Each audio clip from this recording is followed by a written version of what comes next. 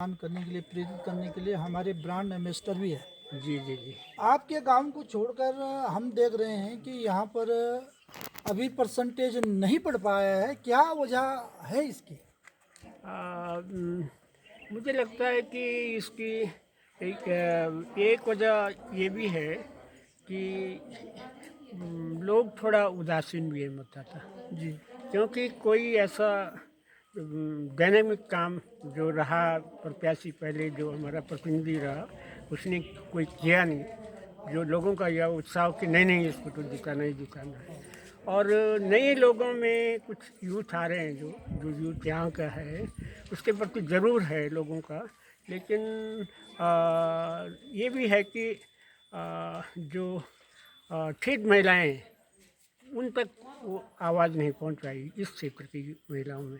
हाँ, युवाओं में ज़रूर कुछ है, सोशल मीडिया। नहीं, जैसे महिलाओं में है, अन्य लोगों में है, चलो युवाओं में थोड़ा सा ये रुझान भी हो सकता है कि रोजगार के प्रति थोड़ा सा अपना चिंतन या कुछ है उनमें, लेकिन जो जन सामान्य है जी उसका रुझान ऐसा नहीं लग रहा है। जिस तरीके से पहले मतदान केंद्र ठसाठस रहते थे, राजनीतिक पार्टियों के लोग खूब बैठे रहते थे, जी। वो कहीं दिखा नहीं हमें कि कोई नहीं, राजनीतिक पार्टियों के लोग कहीं दिख रहे हैं बूथ के आसपास कहीं नहीं नहीं, वो बैठे हो। कतई नहीं है। वो तो एक किसी भी बूथ में आप चले जाएं, कतई नहीं है।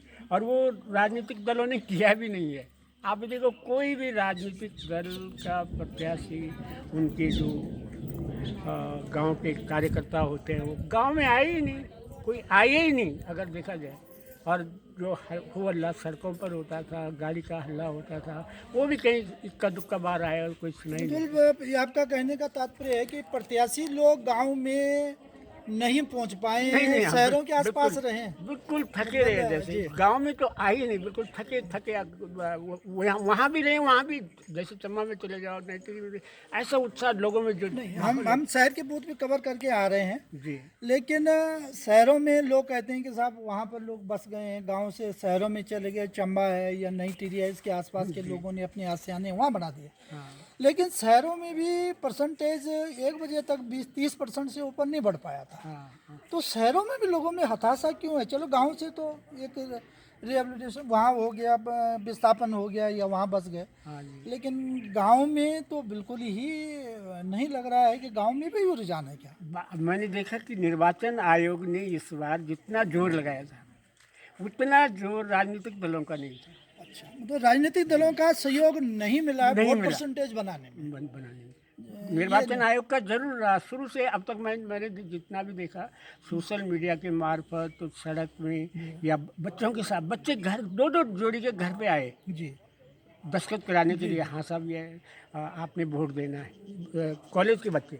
लेकिन राजनीतिक दल का कोई नहीं आया, राजनीतिक दल के राजनीतिक दल के लोग नहीं आए। हाँ जैसे एक ये भी आ रहा है कि गांव में वोटर लिस्ट में काफ़ी लोग हैं लेकिन वो गांव में नहीं है। हाँ हाँ जी तो क्या ये भी ये रहा होगा कि काफ़ी एक बड़ा परसेंटेज जो गांव में जुड़ा हुआ तो है मतदाता सूची में, लेकिन गांव में वोट के लिए उपलब्ध नहीं है? जी जी। ऐसे भी कुछ बहुत ज़्यादा है हमारे गांव में भी। 100 से ज़्यादा, 100 लगभग दोनों बूथों में 200 से 200 प्लस हैं जिनका नाम वो क्या कहते हैं, मतदाता सूची में नाम है, लेकिन वो यहाँ है ही नहीं। मतलब वो माइग्रेट हैं या दिल्ली में है या कहीं और कहीं काम दूसरी कर जगह रहे हैं, है या काम गांव है। से हटे नहीं है हाँ, उनका अगर नाम। वो भी यहाँ आते हैं तो तब शायद मुझे लगता है मेरे गांव का भी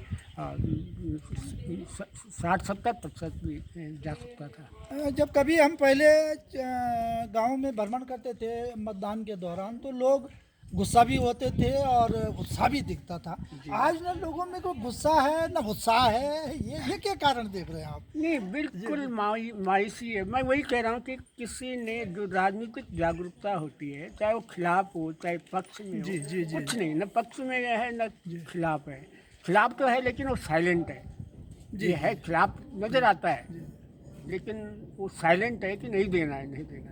यहाँ तो खैर हमने काफ़ी बूथ कवर कर लिए हैं, लेकिन जो जिले में जो रुझान आ रहा है लगभग मिला जुला सा रुझान लग रहा है हमें, पूरे जिले का जो हमें मिल रहा है, चाहे वो टिहरी विधानसभा के अंदर हो या पौड़ी विधानसभा के अंदर। 2 विधानसभा हमारी पौड़ी में, वहाँ का रुझान भी बिल्कुल ऐसा है जैसे मिली जुली जो है ये पूरी एक तैयारियां हो कि लोगों में रुझान नहीं है, या कुछ ऐसे हैं कि सरकार के लोगों का कुछ सरकार के प्रति अविश्वास सा हो रहा है कि साहब कुछ नहीं करता, जो भी आता है वो अपना हाँ, ये जीत के जाता है, और उसके बाद कोई उनका रुचि इंटरेस्ट गांव की वो नहीं रहते हैं, लोगों की समस्याओं की वो नहीं, क्या है ऐसा भी? दोनों सरकार के खिलाफ भी है जी, जी। और राजनीतिक दलों का भी के खिलाफ भी है कि नहीं ये सब बेकार हैं राजनीतिक दल वाले, आज इधर आते हैं कल उधर चले जाते हैं, भरोसा किसी का नहीं। तो मतलब राजनीतिक जागरूकता की कमी भी हो गई है, राजनीतिक जागरूकता जो होनी चाहिए वो कमी हो गई। क्या आप ये भी पा रहे हैं लोगों में इस उसमें कि लोटा का इस्तेमाल हो रहा है, ऐसा कुछ है कहीं?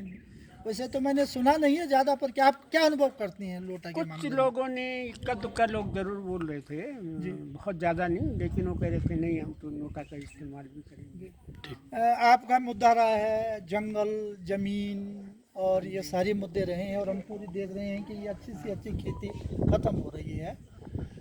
क्या पाते हैं उत्तराखंड में, ये सरकार का रुझान खत्म है या लोगों का रुझान हट रहा है, ये क्या है इसके पीछे? दोनों चीज़ें हैं उसमें। सरकार की भी कोई भूमि बचाने की, भूमि के लोगों का खेती बचाने का कोई एजेंडा किसी भी राजनीतिक दल के पास नहीं है कि खेती जो आबाद हो रही है उसको जंगली जानवरों से कैसे बचाए, किसी के एजेंडे में नहीं रहा। थोड़ा थोड़ा अब जोड़ने की कोशिश की कुछ लोग राजनीतिक दलों ने, जोड़ रहे हैं। हाँ, लेकिन मतलब एक मुद्दा जरूर रहा जो मैंने देखा, भू कानून वाला मुद्दा आम लोगों के बीच थोड़ा रहा कि भू कानून हमारा उत्तराखंड का भू कानून। जरदारी जी, एक सवाल आ रहे हैं लोगों के बीच उठ रहे हैं कि भू कानून तो बनना चाहिए, जी तो बहुत अच्छी बात है, लेकिन हमारे लोग खुद ही खेती इतने लंबे लंबे प्लॉट में नहीं, अभी यहाँ गांव में देख के बहुत चौड़े, कौन सा गांव था आप वहाँ पर मानदा ना, आगे एक गांव था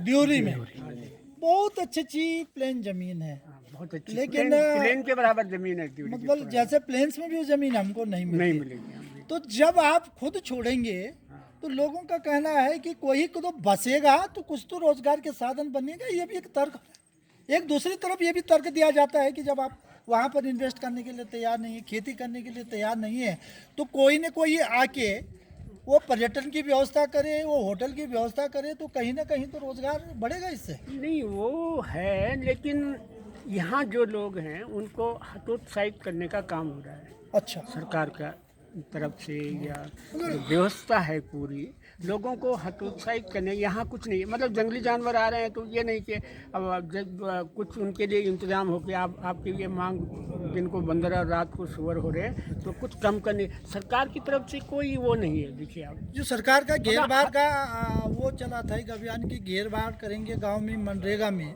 जी, और खेती बचाई जा सकती है, शुरुआत की जा सकती है, कितना असर दिख रहा है उसका? बिल्कुल नहीं है, कोई असर नहीं है उसका। मनरेगा में कायदे में खेती मनरेगा के आधार पर होनी चाहिए थी। जी जी। मनरेगा को अगर आप लेकिन मनरेगा के बाद कहाँ के कुछ समय से तो बजट ही नहीं है मनरेगा के लिए। जो रोजगार गारंटी के नाम से मशहूर हुआ था मनरेगा, ज़्यादा लोग नहीं जानते, लेकिन रोजगार गारंटी कहते थे, गारंटी है काम मिलेगा, 100 दिन का काम मिलेगा, लेकिन कहाँ 100 दिन का काम कहाँ मिला है। फ्री के राशन की भी गांव में बड़ी चर्चा है, कुछ लोगों का कहना है जी कि फ्री की राशन नहीं मिलेगी तो आगे काम नहीं बनने वाला है। क्या देखते हैं? दोनों चीज़ें हैं, फ्री की राशन बोर्ड भी दिला रही है। अच्छा, वोट भी जो महिलाएं मैंने देखा, गांव की महिलाएं कि नहीं साहब, हाँ, हम तो 5 किलो राशन तो मिलने लगी, हम उनके ही वोट देने। अब जो एक नई चीज सामने आई अबरी, जब भी हम देखने लगे हैं कि महिलाओं में खासकर जी जत कुछ वो वोट बहुत जरूरी होना, लेकिन पुरुष लोग वोट नहीं देना, महिलाएं वोट में हर बूथ पर जो अगवाड़ी छे। जी जी जी। और पुरुष सेकंड नंबर में के, तो पुरुष की उदासीनता थे, महिलाओं की उत्सुकता छे, क्या मानदा आप? पुरुष की उदासीनता तो छंद है, लेकिन कम भी छन पुरुष जो माइग्रेट छन लोग, अच्छा, पुरुष लोग माइग्रेट यहाँ कारण छे। और महिलाएं गाँव छन। अच्छा अच्छा, ये तो महिलाएं थोड़ा उत्सुक छन की वोट दें।